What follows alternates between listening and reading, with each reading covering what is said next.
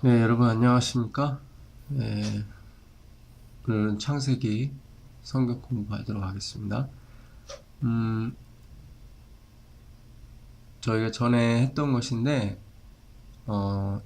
1장부터 안 했기 때문에 창세기 1장부터 다시 공부하시고자 하시는 분들, 처음 이 창세기 공부를 원하시는 분들 들을 위해서 전에 했던 공부지만 다시 한번 하도록 하겠습니다. 창세기 1장, 2장 오늘 공부하도록 하겠습니다. 창세기 1장 1절 태초에 하나님이 천지를 창조하시니라. 네, 태초에 하나님께서 천지를 창조하셨습니다. 여기서 하나님이 첫 글자로 나오거든요. 네. 이 하나님이 히브리어로 엘로힘입니다. 엘로힘인데 엘은 하나님이고요. 전능하신 하나님, 그런 뜻입니다. 전능하신 하나님. 엘로까지가 전능하신 하나님이시고, 마지막에 히브리어의 힘 끝에 어미가 복수형이에요. 예, 복수형인데 히브리어에는 힘이라는 복수형이 있고 임이라는 복수형이 있습니다. 그래서 임은 쌍수일 때 임을 씁니다. 그러니까 엘로임 하면 두 분의 하나님을 말하는 거죠. 하나님들인데 두 분의 하나님, 이렇게 이해하는 것이고, 힘자가 들어가게 되면 그러면 복수형은 복수형인데 셋 이상의 복수형을 쓸 때 힘을 들어갑니다. 그러니까 히브리 글자는 복수를 나눌 때 쌍수와 그 다음에 셋 이상의 복수를 나누게 됩니다. 그래서 엄격하게 구분하게 되어 있죠. 여기서 엘로힘, 전능하신 하나님, 힘은 셋 이상일 때 쓰이는 복수형입니다. 그래서 하나님 할 때 여기서 지칭하는 것은 세 분의 하나님을 지칭하는 거예요. 성부, 성자, 성령. 예. 만약에 성령이 빠지고 성부와 성자 하나님만이 이 창조에 관여하셨다면 엘로임이 되겠죠. 근데 원문에는 엘로힘으로 되어 있습니다. 그러므로 성부, 성자, 성령 세 분의 하나님이 창조에 관여하셨다는 강력한 증거가 될 수 있죠. 근래에 들어서 성령님은 그냥 능력이고 인격체가 아닌 그런 존재다라는 얘기가 있는데, 이 원문을 보면 그렇지 않습니다. 성령님께서도 이 엄격한, 엄연한 인격체이시고 창조에 직접 관여하신 분으로 1장 27절 이하에 되면 우리가 우리의 형상을 따라 우리의 모양대로 우리가 사람을 만들자고 했을 때 여기서도 엘로힘, 세 분의 하나님, 형상과 그 다음에 모양을 갖추신 그런, 여기서 형상은 이미지를 말하죠. 이미지, 어떤 이미지. 그러니까 우리는 하나님의 이미지를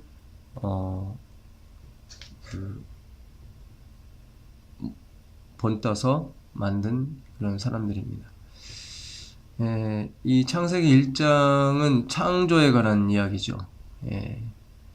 그래서 2절 땅이 혼돈하고 공허하며 흑암이 깊음 위에 있고 하나님의 신은 수면 위에 운행하시더라. 그러니까 하나님의 신, 성령님을 말하죠. 첫째 날 만드신 게 빛입니다. 하나님이 가라사대 빛이 있으라 하심에 빛이 있었고 그 빛이 하나님 보시기에 좋았더라. 하나님의 빛과 어둠을 나누셨죠.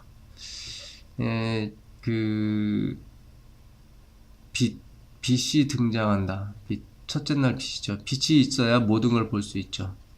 만약에 첫째 날 빛을 안 받으시고 마지막 날 빛을 만드셨으면 다섯째 날까지 만든 것을 하나도 볼 수가 없었겠죠. 빛이 없으니까. 그러므로 하나님이 첫째 날 빛을 만드셨습니다. 요한복음 1장 9절에 보면 참 빛에 대해서 나옵니다. 요한복음 1장 9절을 한번 볼까요? 요한복음 1장 9절을 보시면 요한복음 1장 9절 여기도 보면 태초에 말씀이 계시니라. 이 말씀이 하나님과 함께 계셨으니 이 말씀 하나님이시니라고 시작을 합니다. 그래서 9절에 보게 되면 참빛 곧 세상에 와서 각 사람에게 비치는 빛이 있었나니 그가 세상에 계셨으며 세상을 그로 말미암아 지은 바 되었을 때 세상이 그를 알지 못하였고 그 빛은 빛인데 참빛이 나오죠. 1장 9절에 참빛. 그러니까 하나님이 첫째 날 만드신 건 빛이고 그는 빛일 뿐이에요. 1장 9절에는 그리스도께서 이 땅에 오신 것을 참빛이라고 예수님을 참빛이라고 표현합니다. 우리가 이 점에 좀 깊이 숙고할 필요가 있다고 봐요. 세상에 빛이 있으면 정말 그 많은 사람들이 어둠에 있지 아니하고 빛으로 나오겠죠. 그러나 그 빛은 그냥 빛일 뿐입니다. 영혼으로 인도하진 못해요. 그러나 참빛은 우리를 진정한 행복, 기쁨, 영생 복락으로 인도하시죠. 바로 그분이 예수 그리스도십니다. 그리고 둘째 날 하나님께서 위의 물과 아랫 물을 나누시고 그 사이를 궁창이라고 말씀하시죠. 하늘, 우리가 말한 하늘을 만드셨습니다. 하나님이 7절에 궁창을 만드사 궁창 아래 물과 궁창 위의 물로 나뉘게 하심에 그대로 되니라. 이렇게 됐고요. 셋째 날, 근데 둘째 날은 보시기에 좋았다라는 말씀이 없죠. 하나님이 궁창을 하늘이라 칭하시니라. 저녁이 되며 아침이 되니 이는 둘째 날이니라. 그 다음에 셋째 날로 넘어갑니다. 셋째 날에는 보시기에 좋았다라는 말이 2번 나오죠. 하나님이 가라사대 천하의 물이 한 곳으로 모이고 묻이 드러나라 하심에 그대로 되니라. 하나님이 묻을 땅이라 칭하시고 모인 물을 바다라 칭하시니라. 하나님 보시기에 좋았더라. 이렇게 한번 나옵니다. 그 다음에 땅 위에 그 하나님께서 풀과 씨 맺는 채소를 그리고 씨 가진 열매 맺는 과목을 만드시죠. 11절 하나님이 가라사대 땅은 풀과 씨 맺는 채소와 각기 종류대로 씨 가진 열매 맺는 과목을 내라 하심에 그대로 되니라. 땅이 풀과 각기 종류대로 씨 맺는 채소와 각기 종류대로 씨 가진 열매 맺는 나무를 내니 하나님 보시기에 좋았더라. 이렇게 해서 셋째 날 보시기에 좋았더라가 2번이 나와요. 무슨 의미가 있을 거라 생각이 듭니다. 근데 여기서 우리가 주목할 것은 씨라는 거예요. 씨 가진 채소와 씨 가진 열매 맺는 나무를 내라 하셨어요. 그리고 이제 여섯째 날에 이제 사람을 만들지 않습니까? 그러신데 다 만드신 다음에 그 양식을 주시죠. 그 양식인데 바로 그 씨 맺는 모든 채소와 씨 가진 열매를 하나님이 양식을 주십니다. 그러니까 사람을 만드신 다음에 29절 하나님이 가라사대 내가 온 지면에 씨 맺는 모든 채소와 씨 가진 열매 맺는 모든 나무를 너희에게 주노니 너희 식물이 되리라. 이렇게 말씀하셨어요. 풀은 동물에게 주시고 이 씨 가진 채소와 씨 가진 열매 맺는 나무의 과실을 우리에게 주십니다. 무슨 의미가 있겠죠. 이 씨라고 하는 거. 그 창조할 당시에 죄가 존재했을까요? 아니면 죄가 존재하지 않았을까요? 그러니까 누스벨이 타락한 후에 이 지구를 만드셨을까요? 아니면 이 지구가 만들어진 이 사람을 만드신 후에 누스벨이 타락했을까요? 2장 7절에 하나님 사람을 만드시고 2장 15절에 보시면 하나님이 그 에덴을 만드시고 에덴에 사람을 두시고 그리고 다스리며 지키게 하셨다고 이렇게 말씀하셔요. 15절 여호와 하나님이 그 사람을 이끌어 에덴 동산에 두사 그것을 다스리며 지키게 하셨다 이렇게 나오거든요. 지키게 하셨다는 의미는 아담에게 어떤 임무 내지는 직업의 어떤 그 제한을 주신 거겠죠. 예.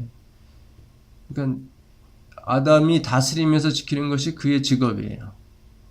이 창세기 1장, 2장에는 그 제도가 하나님 만드신 제도가 3개가 나오죠. 2장 1절 이하에 안식일 제도가 나오고 그 다음에 16절에 이 다스리며 지키게 하는 직업에 관한 제도가 나옵니다. 그리고 그 이후에 그 돕는 배필을 만들어 주시죠. 예, 그 결혼 제도에 대해서 이렇게 3가지 제도가 나오는데 어쨌든 여기 지키게 하셨다 라는 말씀을 들어보면 이미 어떤 어둠의 세력으로부터 지키라 보호하라, 그러니까 죄로부터 지키라 보호하라, 그런 의미가 있는 것 같아요. 예, 그래서 이미 창조는 천사가 타락한 후에 이루어졌다. 이 지구 창조요. 예, 그렇게 볼 수 있을 것 같고, 더 확실한 것은 3장에 가보면 3장에서 그 루스벨이 뱀의 형상을 갖고 나타나죠. 예, 그런 거 보면 이미 이 타락은 이 창조 전에 이루어진 걸로 분명히 알 수 있을 것 같습니다. 예, 그렇다면 하나님이 이미 세상이 타락한 후에, 루스벨이 타락한 후에 이 창조 사업을 하셨어요. 그리고 셋째 날 그 씨 가진 채소와 씨 맺는 열매 맺는 나무를 주셨어요. 근데 그거를 인간에게 주셨어요. 네. 그 의미가 있다고 봅니다. 씨라는 의미, 씨가 갖고 있는 의미, 이게 이제 자손이라는 거와 같이 쓰이는 글자거든요. 히브리어 제라인데 자라에서 온 말이에요. 자라는 씨를 뿌리다, 뭐 그런 뜻인데 열매를 맺다 그런 뜻입니다. 근데 제라는 씨라는 뜻과 동시에 자손이라는 뜻도 있어요. 자손. 그리고 아이라는 뜻도 있습니다. 아이. 이것이 그 똑같은 단어가 어디 나오냐면 창세기 12장에 나와요. 창세기 12장에 가시면 하나님께서 아브라함을 부르시죠. 2절에 보시면 내가 너로 큰 민족을 이루고 내게 복을 주어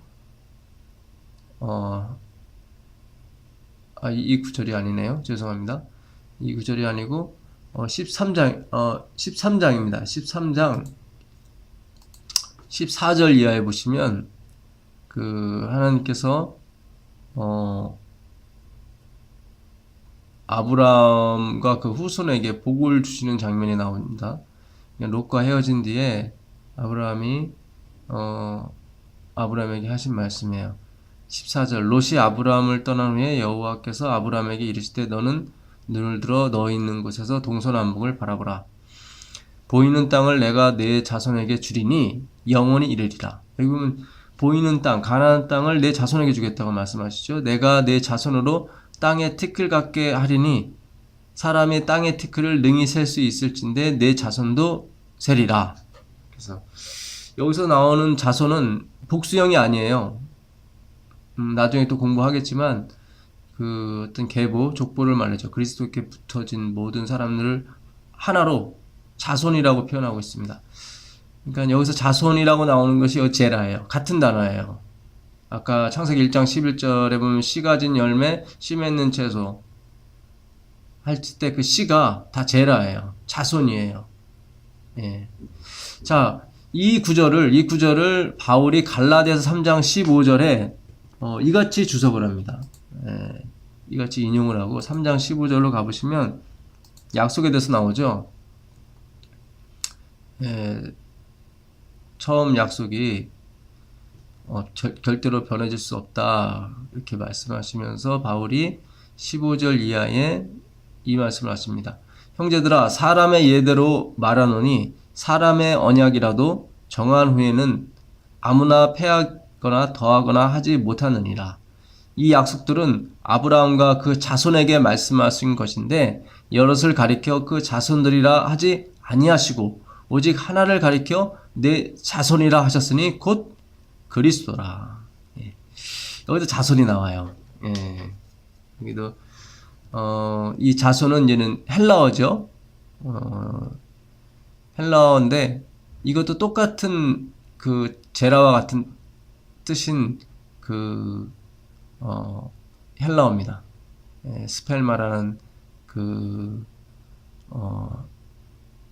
헬라어인데 그 스페이로에서 나온 단어입니다. 예, 이 자손 씨, 예, 아브라함의 씨를 하나님께서 귀히 보셨죠. 예, 근데 아브라함의 씨가 다 아브라함의 씨가 아니죠. 이삭이라야 아브라함의 씨예요. 자, 다시 로마서 9장으로 가시면 이 부분에 대해서 다시 하나님께서 말씀하세요. 로마서 9장 6절 이하에 보시면 6절로 가보겠습니다. 또한 하나님의 말씀이 폐하진 것 같지 않도다. 이스라엘에게 난 그들이 다 이스라엘이 아니요 또한 아브라함의 씨가 다 그 자녀가 아니라 오직 이삭으로부터 난 자라야 내 씨라 칭하리라 하셨으니 여기도 씨가 나와요. 이것도 스펠마예요. 아까 나온 그 갈라디아 3장 15절 이하에 나오는 그 자손 여럿을 가리켜 말씀하시지 아니었고 하나를 가리켜 자손이라 말씀하셨는데 그거는 그리스도다 이렇게 얘기했죠. 그러니까 스펠마예요. 그 자손. 여기도 씨가 스펠마 같은 단어가 쓰였어요. 자, 그 요한일서 3장으로 가볼까요? 요한일서 3장에도 이 스펠마, 이 씨가 나옵니다. 요한일서 3장 9절인가요? 예, 9절입니다. 하나님께로서 난 자마다 다 죄를 짓지 아니하나니 이는 하나님의 씨가 그의 속에 거함이요 저도 범죄치 못하는 것은 하나님께로서 났습니다. 여기도 씨가 나와요. 하나님의 씨. 스펠마 같은 헬라어를 썼습니다. 스펠마 씨예요. 씨. 그러니까 태초에 하나님께서 셋째 날 씨 가진 채소와 씨 맺는 열매 맺는 나무를 만드셨어요. 그리고 29절에 이 씨 맺는 채소와 씨 가진 열매 맺는 나무를 사람들에게 양식으로 주셨어요. 그리고 생육하고 번성하라고 말씀하셨어요. 그러니까 이미 하나님께서는 정확히 말씀드리면 말씀이신 그리스도 예수께서는 당신께서 하나님의 씨로 등장할 것을 이미 복선으로 깔고 창조를 하신 거죠. 예. 그러니까 우리의 유일한 어떤 사람이 떡으로만 살 것이 아니오 하나님의 입에서 나온 모든 말씀으로 살리라 했던 그 말씀처럼 그 말씀이신 그리스도, 예수 그리스도를 우리가 먹고 살아야 된다는 것을 어떻게 보면 실물 교훈으로 가르쳐 주기 위해서 이 창조 사업을 펼쳐주신 거예요. 루스벨이 예수 그리스도를 부인했죠. 그는 하나님이 아니다. 나도 그와 같은 존재의 영광을 갖고 있는데 왜 나는 하나님이 아니냐. 나도 그가 하나님이라면 나도 하나님이다. 이러면서 예수 그리스도에 대한 부정으로 타락하기 시작했습니다. 부인으로. 예. 거기에서 하나님은 그 그리스도가 하나님이시라는 것을 우리가 그로부터 먹고 살게 되고 그의 살과 피를 먹어야 살 수 있다는 것을 실물 교훈으로 가르쳐 주기 위해서 지구를 창조하셨고 셋째 날 보시기에 좋았더라, 보시기에 좋았더라 두 번을 연거푸 말씀하시면서 그 하나님의 씨에 대해서, 씨 가진 채소와 씨 가진 열매 맺는 나무를 만드시고, 여섯째 날 그것을 먹는 인간을 만드셨어요. 그러니까 첫째 날 빛을 만드시고 넷째 날 이 대칭 구조를 이루죠. 넷째 날, 첫째 날은 넷째 날과 관계가 있고, 둘째 날은 다섯째 날과 관계가 있고, 셋째 날은 여섯째 날과 관계가 있어요. 그러니까 첫째 날 빛을 만드시고 그 빛을 발원하는 광명체를 넷째 날 만드셨어요. 그리고 둘째 날 윗물과 아랫물로 나누시고 그 사이를 궁창이라, 하늘이라 칭하셨어요. 그리고 다섯째 날 그 궁창 하늘에다가 새를 채우셨어요. 그리고 아랫물 그 물에다가 그 어족들, 그러니까 물고기들을 채우셨어요. 다 관계가 있는 거죠. 첫째 날은 넷째 날과 관계가 있고, 둘째 날은 다섯째 날과 관계가 있어요. 그리고 셋째 날 바로 씨 가진 채소, 물 가운데 묻이 드러나라 하셨고, 그 땅을 가지고 사람을 만드셨고, 그리고 씨 가진 채소, 그리고 씨 맺는 열매, 그거를 누구에게 주셨냐면 그 풀과 함께요, 동물들과 푸른 동물들에게 주시고, 그리고 씨 가진 채소와 씨 맺는 그 씨 가진 열매들은 바로 여섯째 날 만든 사람들에게 줬단 말이죠. 그냥 관계가 있는 거예요. 셋째 날, 여섯째 날과. 근데 그 셋째 날과 여섯째 날은 다 씨가 중심이라는 거예요. 씨. 참 신기하고 놀랍지 않을 수가 없는데요. 참고로 치료봉사 24장에 나오는 음식물로서의 육류 편을 보게 되면 제가 이걸 한번 읽어드릴게요. 고기를 먹는 사람들은 곡식과 야채를 간접적으로 먹는 셈이다. 왜냐하면 동물들이 성장에 필요한 영양소를 곡식과 야채에서 섭취하기 때문이다. 곡식과 야채에 있던 생명이 그것을 먹는 동물들에게 들어가고, 우리는 그 동물의 고기를 먹음으로 말미암아 그것을 받는다. 그 창세기에 보게 되면 노아의 홍수가 나오지 않습니까? 6장, 7장에 노아의 홍수가 나오는데, 이제 홍수 후에 먹을 것이 하나도 없으니까 그 하나님께서 노아의 가족들에게 고기를 주세요. 고기를, 정결한 고기를 먹으라고 주십니다. 근데 왜 고기를 주시는데 정결한 고기를 먹으라고 했냐면, 그 정결한 고기들이 먹는 음식이 대부분 곡식과 야채라는 거예요. 그러니까 이들이 씨를 먹어야 돼요. 그러니까 우리가 예수 그리스도의 살과 피를 먹어야만 사는 거거든요. 그러니까 그것을 가르쳐 주기 위해서 이 씨 가진 채소, 씨 가진 열매 있는 나무를 주셨단 말이죠. 우리가 예수님을 인해서 세상이 움직여지고, 예수님으로 말미암아 창조되고, 예수님으로 말미암아 성화도 되고, 모든 것이 다 예수님으로 말미암아 된단 말이죠. 우리가 매일매일 먹는 밥처럼 우리가 먹는 밥들이 곡식과 야채들이 우리를 살찌우고 우리를 성장하게 만들고 우리로 하여금 더 활동성 있게 만든단 말이죠. 진정으로 우리가 영생하기 위해서는 참빛을 먹어야 돼요. 빛이 아니라 참빛. 그걸 가르쳐주고 상징하기 위해서 하나님께서 그렇게 만드신 거죠. 근데 씨가 없었단 말이에요. 홍수 후에. 그러니까 끊어지면 안 되거든요. 예수 그리스도의 그 은혜와 그 섭리, 생명이 끊어지면 우리도 죽거든요. 그러니까 그걸 계속 이어가기 위해서 하는 수 없이 그것을 먹는 그 동물들, 곡식과 야채를 먹는 동물들을 먹음으로써 우리가 곡식과 야채에 있던 생명, 바로 참빛인 그리스도죠. 그분을 간접적으로나마 먹을 수 있도록 하신 거죠. 간접적으로. 고기를 먹는 사람들은 곡식과 야채를 간접적으로 먹는 셈이다. 이렇게 나왔단 말이죠.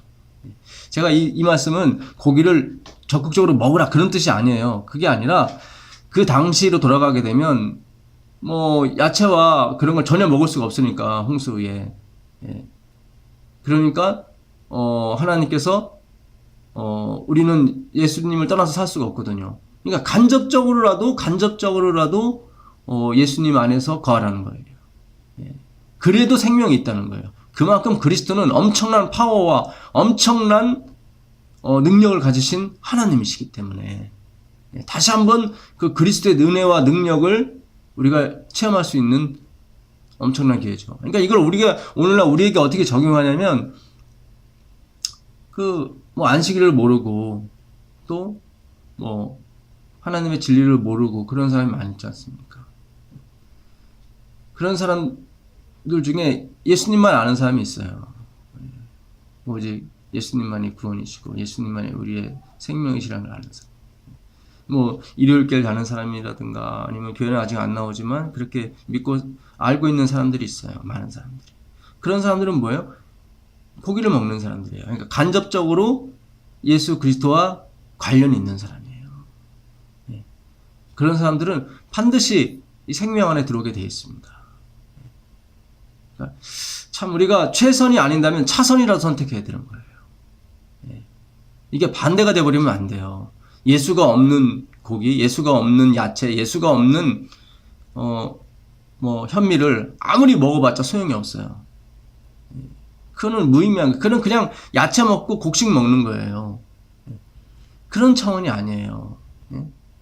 우리는 야채와 그 씨 가진 채소와 그 씨 가진 열매를 먹지 못할지라도 누구를 놓치면 안 돼요? 고기를 먹더라도 예수 그리스도를 놓치면 안 돼요. 우리가 안식일에 나와서 하나님께 가장 좋은 건 안식일에 나와서 하나님께 예배 드리는 거죠. 그것을 못했다면 그거는 야채와 그거는 씨 가진 열매예요. 만약에 그걸 못했다면 간접적으로라도 예수님을 만날 수 있는 설령 고기를 먹더라도 설령 일요일을 지키고 설령 그렇잖아요. 내가 지금 먹고 사는 문제 때문에 안식일 지켜야 되는데 못 지키고 하는 사람도 있지 않습니까? 그러나 정말 예수님이 생명이시고 예수님은 율법이나 선지자를 폐하러 오신 분이 아니라는 걸 아는 사람들이 있어요.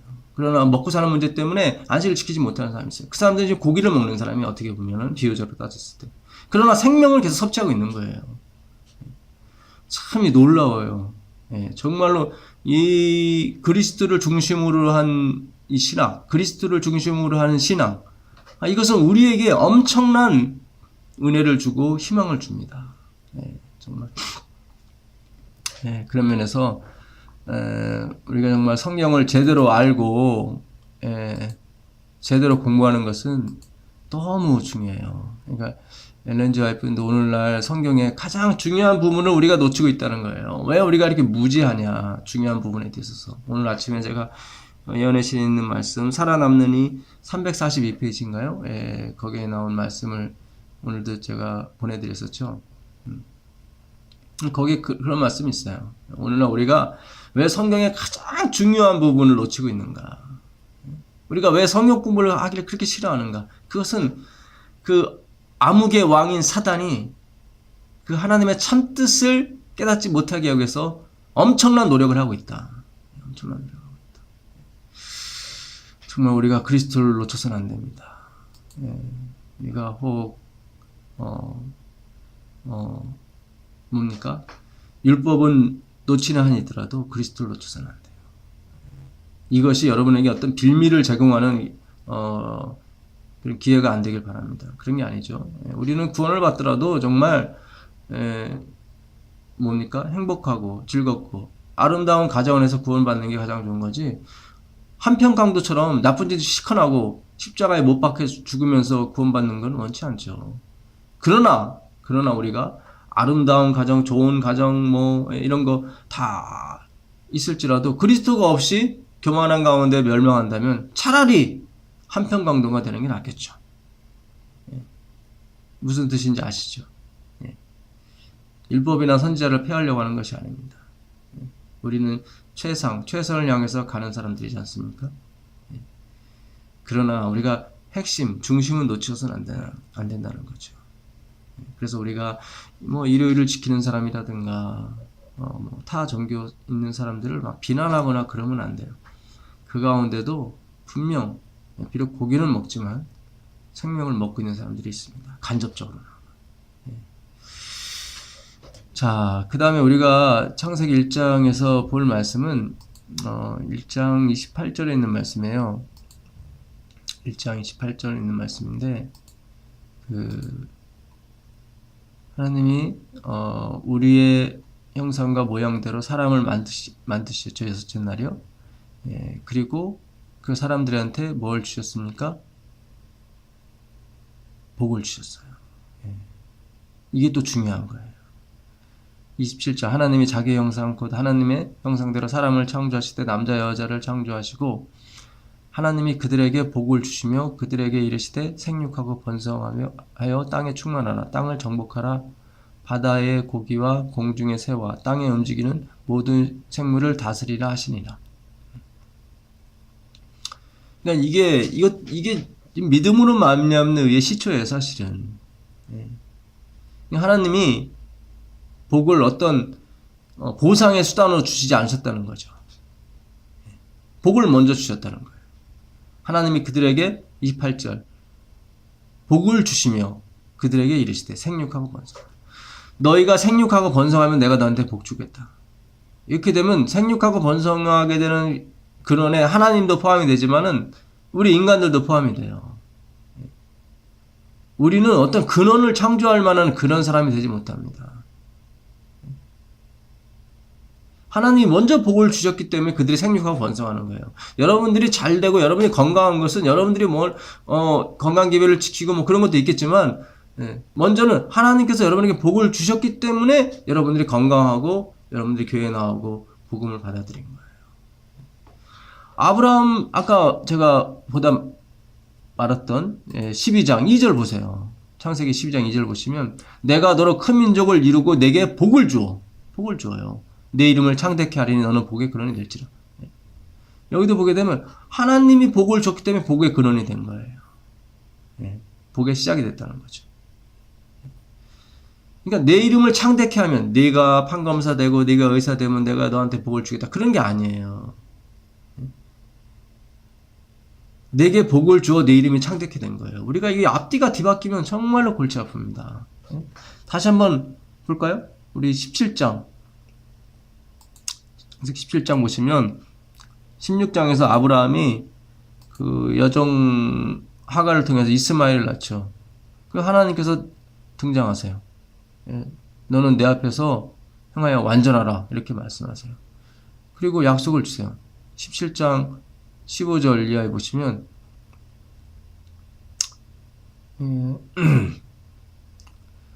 하나님이 또 아브라함에게 이르시되 내 아내 사레는 이름을 사레라 하지 말고 그 이름을 사라라 하라. 내가 그에게 복을 주어 그로 내게 아들을 낳아주게 하며 내가 그에게 복을 주어 그로 열국의 어미가 되게 하리라. 그러니까 내가 아들을 낳으면 내가 복 줄 것이다. 그게 아니에요. 복을 주어 그로 내게 아들을 낳게 해주시는 거예요. 복을 주어. 내가 그에게 복을 주어 그로 열국의 어미가 되게 해주는 거예요. 복이 먼저 와요. 복이. 그 시편 1편 1절 여러분 너무 잘 아시죠? 시편 1편 1절 보시면 복 있는 사람은 악인의 꾀를 쫓지 아니하며 죄인의 길에 서지 아니하며 오만한 자리에 서지 않는다. 그러니까 복 있는 사람, 여기 blessed라고 나와요. 수동태인데 축복받은 사람, 복받은 사람 이렇게 돼요. 복받은 사람은 악인의 꾀를 쫓지 않아요. 죄인의 길에 서지 않고 오만한 자리에 서지 않아요. 그러니까 내가 악인의 꾀를 쫓지 않고 죄인의 길에 서지 않고 오만한 자리에 서지 않으면 복받는 게 아니라 하나님께 복받은 사람이 악인의 꾀를 쫓지 않고 죄인의 길에 서지 않아요. 그래서 우리는 그 하나님의 복을 구해야 돼요. 네? 우리가 기도가 바뀌면 안 돼요. 주님 제가 악인의 길을 쫓지 않았으니까 저에게 복 주세요. 이래버리면 이게 바뀌는 거예요. 이게 복의 근원이 나로부터 이렇게 나오게 되는 거예요. 그게 아니에요. 하나님만이 복의 근원이세요. 아브라함은 상징적 인물이고요. 복 있는 사람은 복 받은 사람은 악인의 길을 쫓지 않아요. 자, 그래서 우리는 하나님께 예수님, 제가 정말 악인의 길을 쫓지 않는 복을 허락해 주세요. 그래서 그 사람이 악인의 길을 쫓지 않게 됐습니다. 그래서 그 사람은 자기가 악인의 길을 쫓지 않은 것이 자기로부터 나오지 않은 것을 너무 잘 알기 때문에 자랑하거나 교만하지 않습니다. 늘 겸손하죠. 왜요? 이 복이 하나님께로부터 온 것을 너무나도 잘 알기 때문에, 확신하기 때문에.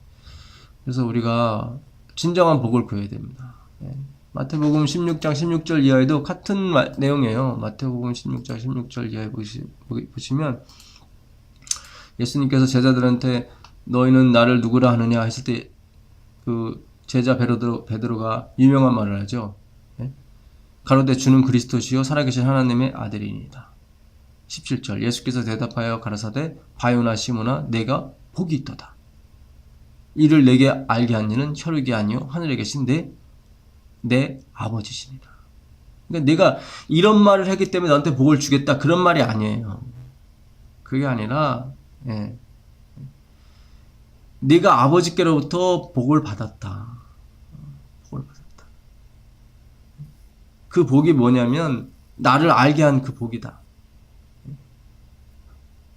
아버지께서 그걸 가르쳐줬기 때문에 내가 그리스도죠 살아계신 하나님의 아들인 걸 알게 됩니다.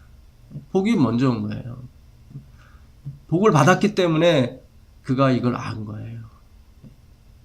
나는 예수를 내 지혜로 믿었어. 나는 올바르게 선택했어. 근데 너는 왜 못해? 그래서 너는 멸망당하는 거고 나는 구원받는 거야. 이렇게 하면 안 돼요. 그거는 자기가 똑똑하고 자기가 선택을 잘했기 때문에 구원받는 것이 되는 거예요. 자랑이 되는 거예요. 교만의 시초가 되는 거예요. 그게 아니에요. 우리가 그 태양이 동쪽에서 떴다가 서쪽으로 치잖아요. 그러나 우리는 진실을 알고 있어요. 태양이 움직이지 않고 지구가 움직인다는 것을. 말로는 우리가 해가 졌다고 얘기하지만 우리의 진정한 마음은 뭐예요? 지구가 움직였던 거예요. 우리가 선택하고 우리가 행동한 모든 것들이 우리가 한 것 같지만 진정으로 우리가 하나님 앞에 가게 되면 그것이 하나님으로부터 나왔다는 걸 알게 돼요. 그래서 회개가 나오죠. 이사야도 하나님을 보는 순간 회개하잖아요. 부정하다. 나는 망하게 되었도다. 내가 살아서 하나님을 보게 됐단 말이죠. 자기가 의인인 줄 알았는데 보니까 자기가 아니에요. 자기가 했던 모든 의로운 행동들은 하나님으로 말미암아 나온 것이고 자기는 역시 흙일 뿐이고 죄인 중에 하나였단 말이죠. 그때 핀수술 천사가 그의 입술에 대해서 그를 깨끗하게 해주죠. 정말 오늘날 회개하라 천국이 가까웠다는 말씀에 그 의미를 진정성을 우리가 깨달아야 될 줄 믿습니다. 우리의 무가치함과 우리의 정말로 보잘것없는 것을 깨닫는 사람 복이 있어요. 정말 복이 있어요. 그 마태복음 5장에 팔복이 나오죠. 여기서도 이 예수님께서 입을 열어 가르치시되 심령이 가난한 자는 복이 있나니 천국이 저희 것임 이렇게 나오잖아요. 이거 글자 그대로 해석하면 심령이 우리가 가난해지면 복이 온대요. 그래서 우리는 심령을 강하게 하려고 노력을 한단 말이죠. 애통하는 자는 복이 있대요. 그러니까 애통하려고 막 쥐어짜요. 그게 아니에요. 그게 아니라 여기서도 이 영어 성경에는 복이 먼저 나와요. blessed 하고 blessed is 이렇게 나와요. 축복받은 사람은 이렇게 나와요. 수동태니까. 복받은 사람은 심령이 가난한 사람이다. 이렇게 나와요. 나는 심령이 가난해서 복을 받았어. 너도 그렇게. 그게 아니란 말이죠. 그게 아니라. 그러니까 심령이 가난하신 분은 감사해야 돼요. 주님 저에게 복을 주셔서 너무 감사합니다. 심령이 가난하지 않은 분들은 주님 저에게 복을 주셔서 심령이 가난해지도록 도와달라고.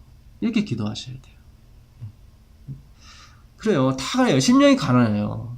자기의 무가침을 아는 사람들이에요. 무가치함을 아는 사람들. 그 사람은 애통해요. 그 사람은 온유해져요. 그런 사람들은 의에 줄이고 목말라게 되죠. 자기가 너무 가난하기 때문에 한 번도 하나님을 기쁘시게 한 적이 없는 사람들이에요.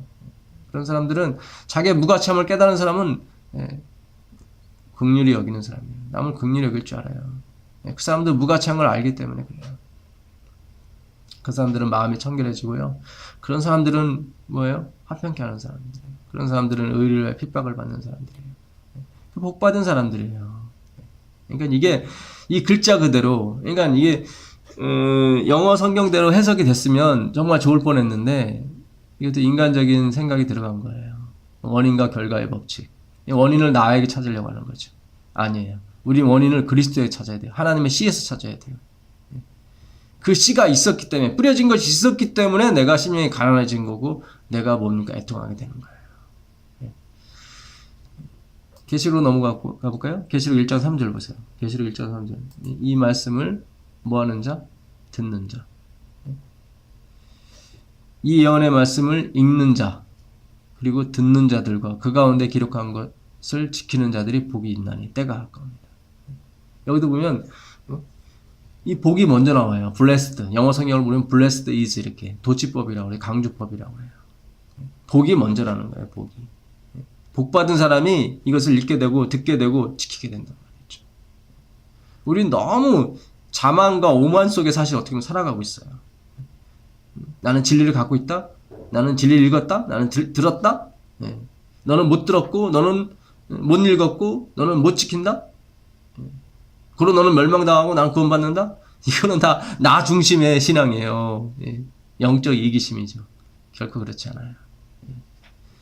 14장 13절 볼까요? 14장 13절. 12절은 너무 여러분 잘 아시죠? 예. 13절 보겠습니다. 13절 보시면 또 내가 들으니 하늘에서 음성이 나서 가로되 기록하라. 자금 이유로 주 안에서 죽는 자들은 복이 있도다 하시매 성령이 가라사대 그러하다.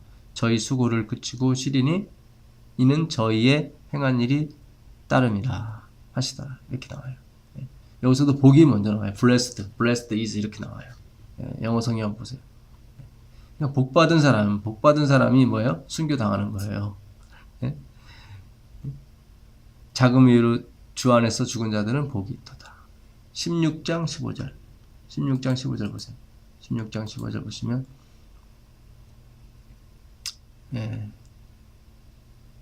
16장 15절 보라 내가 도적같이 오리니 누구든지 깨어 자기 옷을 지켜 벌거벗고 다니지 아니하며 자기의 부끄러움을 보이지 아니하는 자는 복이 있도다. 여기도 복이 먼저 나와요. 영어 성경에는 blessed is 이렇게 나와요.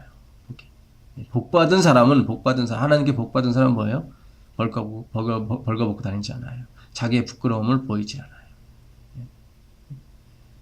우리는 끝까지 우리의 수치와 그런 걸 안고 가요. 그러나 주님의 은혜로, 하나님의 씨의 은혜로, 하나님의 자손의 은혜로 우리가 부끄러움을 보이지 않을 뿐이죠. 그러니까 우리는 끝까지 사실 무가치한 존재예요. 근데 하나님의 의의 옷을 입어서 우리가 그것을 보이지 않게 할 뿐이죠. 그 다음에 19장 9절 보세요. 19장 9절 보시면 19장 9절 보세요. 19장 9절 천사가 내게 말하기를 기록하라. 어린 양의 혼인잔치에 청함을 입은 자들이 복이 있도다 하고 여기도 혼인잔치에 청함을 입은 사람들은 복이 있다고 그래요. 그러니까 복 있는 사람이 혼인잔치에 청함을 입는 거예요. 복 있는 사람. 겉으로 보기에는 혼인잔치에 청함을 입은 사람이 복이 있는 것 같지만 그게 아니에요. 복이 있는 사람, 복 받은 사람이 혼인잔치에 청함을 입는 거예요. 그래서 우리는 우리에게 영광을 돌릴 게 하나도 없어요. 오직 하나님께 영광을 돌리고 우리의 면류관을 그 발 앞에 던져서 나는 이거를 받을 만한 가치가 있는 사람이 아닙니다. 이렇게 고백하는 사람들이에요. 20장 6절 보세요. 20장 6절 보시면 여기도 블레스드가 먼저 나와요. 참 신기해요. 블레스드가 먼저 나와요. 20장 6절 이 첫째 부활에 참여하는 자들은 복이 있고 첫째 부활이 언제예요? 예수님 오실 때. 예수님 이 땅에 재림하실 때 그때 참여하는 사람이에요. 그 사람들이 복 있는 사람이 거기에 참여하는 거예요. 복 있는 사람이. 복 있는 사람. 참 우리가 이 사실을 명심해야 될 줄 믿습니다. 그 아까 19장 한번 다시 볼까요? 19장 7절 보시게 되면 우리가 즐거워하고 크게 기뻐하여 그에게 영광을 돌리세. 어린 양의 혼인 기약이 이르렀고 그 아내가 예비되었으니 그에게 허락하사 빛나고 깨끗한 세마포를 입게 하셨은즉 이 세마포는 성도들의 옳은 행실이로다. 여기 세마포는 성도들의 옳은 행실이라고 그러죠. 그래서 우리는 많이 주장해요. 성도들이 옳은 행실을 해야 구원받는다고. 계속 얘기하죠. 이 세마포, 성도들의 옳은 행실. 그러나 그 8절, 그 초반에 나온 것을 끝까지 읽어봐야 돼요. 그에게 허락하사, 빛나고 깨끗한 세마포를 입게 하신 분, 하셨은즉, 그게 누구예요? 예수님이에요. 예수님이 허락해서 입게 된 거예요. 예수님이 그에게 복을 줘서 그가 입었다는 얘기예요. 그러니까 옳은 행실이 누구로부터 나왔냐면 그리스도로부터 나온 거예요. 그러니까 우리가 이 초반의 구절은 자꾸 외면하고 뒤에 구절, 이 세마포는 성도들의 옳은 행실이다. 이것만 너무 강조해요. 그러다 보니까 행위가 자꾸 부상하게 되고 주의 믿음, 십자가는 자꾸 뒤로 가는 거죠. 네, 18장으로 한번 가보시자고요. 18장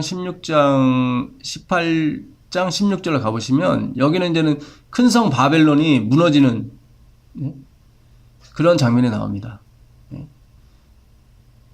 18장 16절 가보면 가로되 화이또다 큰 성이여 세마포와 자주와 붉은 옷을 입고 금과 보석과 진주로 꾸민 것인데 여기도 세마포가 나오죠. 바벨론 성, 이 음녀, 타락한 음녀, 이 포도주로 많은 사람을 미혹했던 사람들이에요. 그 사람들도 뭘 입었어요? 세마포 입었어요. 세마포만 입은 게 아니죠. 자주와 붉은 옷, 금과 보석과 진주로 꾸몄어요. 그러니까 그들도 하나님의 의가 있긴 있지만은 뭐예요? 자기들의 의리 섞인 거예요. 섞이면 썩어요. 포도즙이 썩으면 어떻게 되죠? 포도주가 되죠. 그러니까 이 무리도 이 큰 성 바벨론의 이 음료, 타락한 음료도 처음에는 정결한 처녀였단 말이죠. 근데 타락을 했단 말이죠. 처음에는 그리스도의 피만을 의지해서 가다가 313년, AD 313년 콘스탄틴 대제 때 합치게 됐죠. 처음에는 뭐였어요? 그 교회가 정결한 처녀였어요. 그런데 타락을 했단 말이죠. 세상의 권력과 세상의 그 찬란한 영광과 합쳤단 말이죠. 이 기독교가 드디어 힘을 가졌을 때 드디어 종교의 암흑시대가 온 거예요. 오로지 주님의 의, 오로지 주님의 세마포만 의지하고 살게 되길 바랍니다. 다른 거 섞으면 안 돼요. 다른 거. 인간의 의와 인간의 어떤 그런 좋은 장점들을 함께 섞어서 구원에 이루는 어떤 기초를 삼으면 그건 큰일 나요. 그거는 큰 성 바벨론의 포도주가 돼버려요. 그래서 많은 사람을 취하게 만들어요. 그것이 마치 성령에 취한 것처럼 느껴진단 말이죠.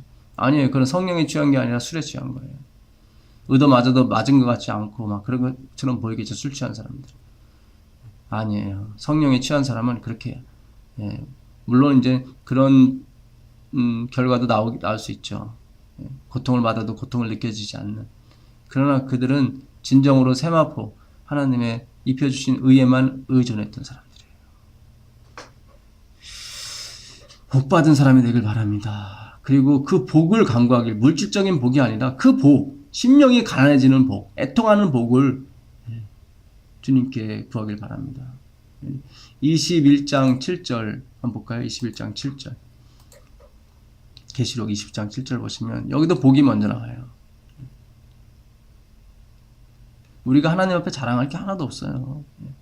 이기는 자는 이것들을 유업으로 얻으리라. 나는 저의 하나님이 되고 그는 내 아들이 되리라. 죄송합니다. 22장입니다. 22장 7절. 22장 7절 보시면 보라 내가 속히 오리니 이 책의 예언의 말씀을 지키는 자가 복이 있도다. 여기서도요. 복이 blessed is 이렇게 나와요. 복이 먼저 나와요. 복 받은 사람이 이 연의 말씀을 지키게 되는 거예요. 여러분이 이 연의 말씀을 지키고 있습니까? 여러분은 이미 복받은 사람이에요. 14절이요. 14절. 14절 보겠습니다. 그 두루마기를 빠는 자들은 복이 있으니 이는 저희가 생명나무에 나아가며 문들을 통하여 성에 들어갈 권세를 얻으려 함이로다. 여기도요. 이 개역 한글 번역본은 복이 나중에 나오지만 영어 성경 KJV나 NIV 보게 되면 복이 먼저 나와요. 복 받은 사람이 그 두루마기를 주님의 피에 빠는 거예요. 여러분이 지금 예수 그리스도의 이름으로 속죄함 받고 여러분의 두루마기를 그분의 피에 빨고 있습니까? 여러분 복 받았기 때문에 그래요. 그렇게 빨아야 복이 오는 게 아니라 그렇게 돼버리면은 내가 빤 것이 하나의 의의가 돼버려요. 그러면 주님의 십자가는 뒤로 물러가고 우리의 의의가 드러나게 됩니다. 결코 그렇지 않아요. 여러분 성경이 어떻게 끝나는지 아세요? 우린 그동안 주 예수의 오시옵소서가 계시록의 마지막인 줄 알았죠. 아니에요. 21절이 또 있어요. 21절. 20절이 이거예요. 20절은 여러분 잘 아시는 이것들을 증거하시니가 가라사대 내가 진실로 속결이라 하시거늘 아멘 주 예수의 오시옵소서. 이렇게 끝나는 줄 알았죠. 아니요. 21절 있어요. 주 예수의 은혜가 모든 자들에게 있을지어다. 아멘. 이 구절이에요. 태초에 하나님이 천지를 만드셨어요. 그리고 성경은 어떻게 끝이나요? 주 예수의 은혜가 모든 자들에게 있을지어다. 아멘. 예수님의 은혜로 끝납니다. 은혜로 시작한 것이 은혜로 끝납니다. 그것이 성경의 주제예요. 여러분 이 줄거리, 이 하나님의 이 성경이 말하고자 하는 그 메시지의 그 핵심을 놓치지 않게 되길 바랍니다. 창세기 1, 2장에서는 그것이 주제예요. 하나님의 씨가 주제예요. 예수님께서 그러셨어요. 너희가 영생을 얻으려고 성경을 매일매일 보지만 진정으로 날 찾지 못하고 있다. 이 성경이 내게 대해서 증거하는 것이다. 그러나 너희가 영생을 얻으려고 나에게 오질 않는다. 정말로 여러분 성령께서 여러분의 눈과 마음의 길을 열어주셔서 이 성경에서 말씀하시고자 하는 그 핵심의 주인공이 누구시고 그 핵심이 누구신지를 그 핵심이 그 그리스도이신데 그분이 우리에게 주시고자 하는 것이 무엇인지 은혜예요. 은혜로 맞춰지는 것입니다. 정말 오늘 하루도 주님의 은혜와 은총이 여러분과 저와 함께 하시기를 빌면서 오늘 창세기 1장, 2장 성경 공부를 마치도록 하겠습니다. 감사합니다.